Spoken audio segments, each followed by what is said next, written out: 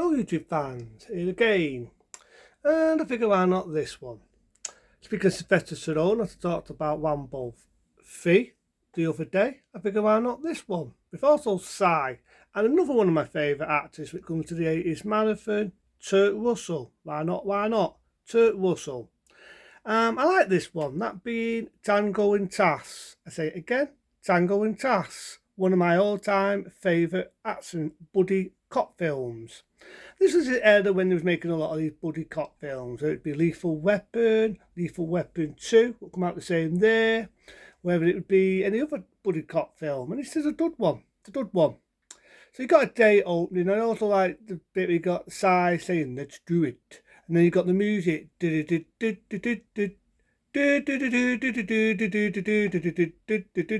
I do admit, have the bit just get a bit draining because that music gets played more times than soft mic. Gets played more times than soft mic. I won't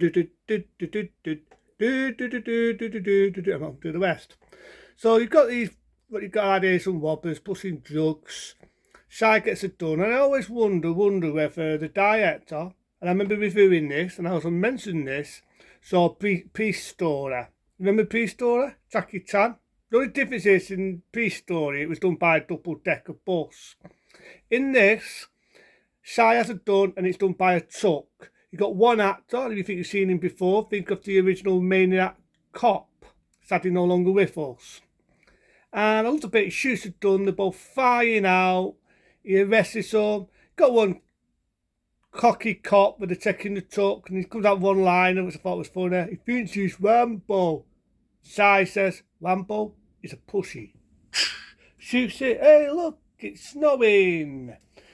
But I do remember all of this has been panned. Some people giving it rotten tomatoes. The thing I've been insulted this. Oh, surprise, I've been insulted Shy as usual. But I actually like this. I like it because one, I like Kurt Russell. Two, I like Sylvester Stallone. And I think them two hitting it off, true therefore, is a damn worthy film. It is a damn worthy film. And I also like Sai's sister, or the one who's playing his sister. If you think you've seen her before, she played in the new Adventures of Superman. She played in one of the Bond movies, that being Tomorrow Never Dies. And she also appeared with Shy. Not Shy, so I do it. She also appeared in Desperate Housewives. At this era, she did appear with Shy, as Sai's sister. Very pretty girl, very pretty woman even today. And that's what I like in this. She's got an idea, she works in a nightclub, sort of like a dancer or something.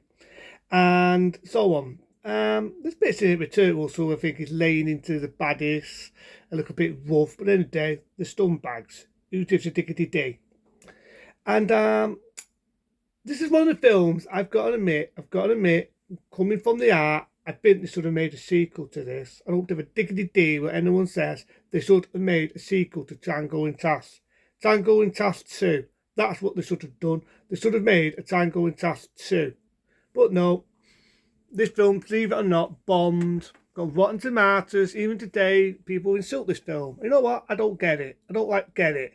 I think Sylvester Stallone, I think Kurt Russell, both are brilliant in this film. You've got a good cast of actors. Funny enough, you get one Chinese guy. You might remember him, played in The Golden Child and appeared with Kurt Russell before.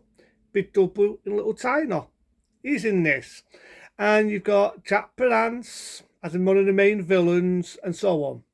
And what it is really, they don't like the idea that Shy and my mate Kurt Russell, being Tango and Tass, are getting bid for the boots. So they set them up and they go to prison, which I think is quite funny because this was the same there as Sylvester Stallone did a prison film called Lock Up. I'm not going to add it in the action films. I'm not going to add it in because at the end of the day, I look at that one as being more of a prison drama than an action film. But damn good film and a damn good performance by Sylvester Stallone. But surprise, surprise, Rotten Tomatoes had another field day with that one as well. There you go. But I actually like this film because it's more of an action film. It's in prison. They've been set up for killing this guy, which you know they haven't done. And we do get another villain, who I do like, who's also sadly no longer with us. I remember reviewing the House films. I remember reviewing House Fee, the horror show, where he's in this as this guy. The only thing that got on my nerves. The only thing that got on my nerves is he puts on this Cockney accent. And it's like, why the hell have you got a guy, an actor who's no longer with us, who's playing one of the villains, a stupid Cockney accent when he's American? If he's American, he's American, because his Cockney accent is annoying. Can't do Cockney to save his life. He's a good actor, but he's talking like this. I like Duff, nah. No proper flipping Cockney.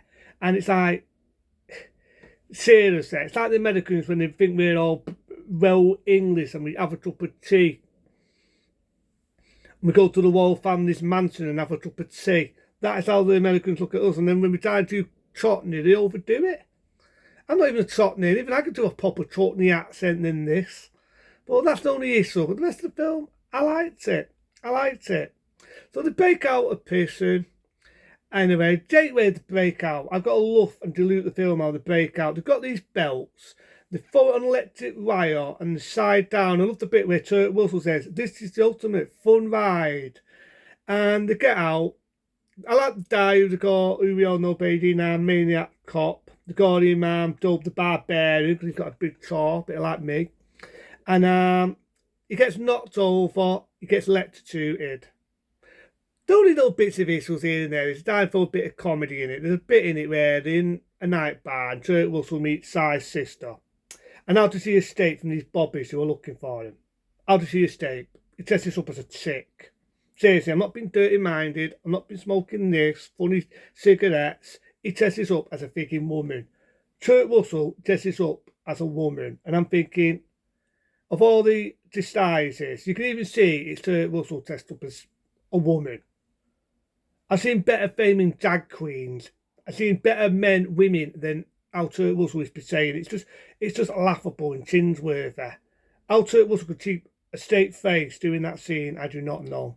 So that's my only issue, is to have my favourite actor trying to do a Cockney accent and, you know, Daphne and all that sang words, and Turk Russell dressed up as a woman. That's my only issue with the film. But the rest of the film, I like it.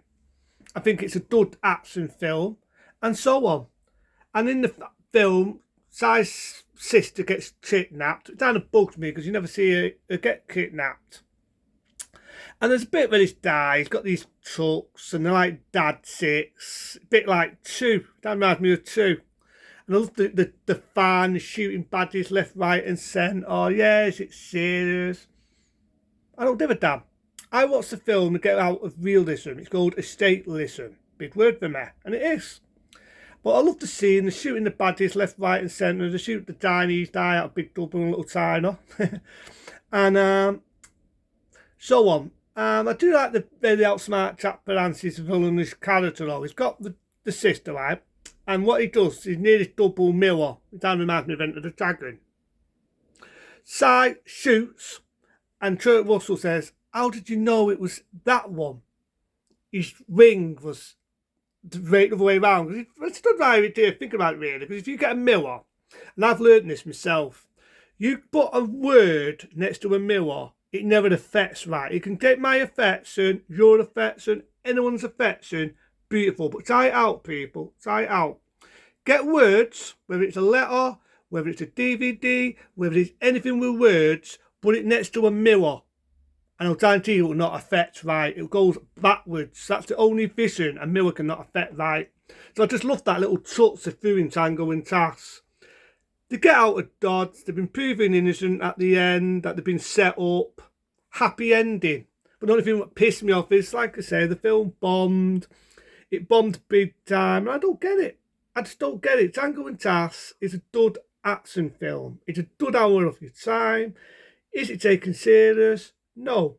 But the hell with it. I just said it. Rewind back what I just said. But I love Tango and Cass. It's a damn good action piece. It's a damn good film. Check it out. Until then, the hell with it. A 10-star rating. I love Tango and Cass. Until then, be smart, be safe. See you later.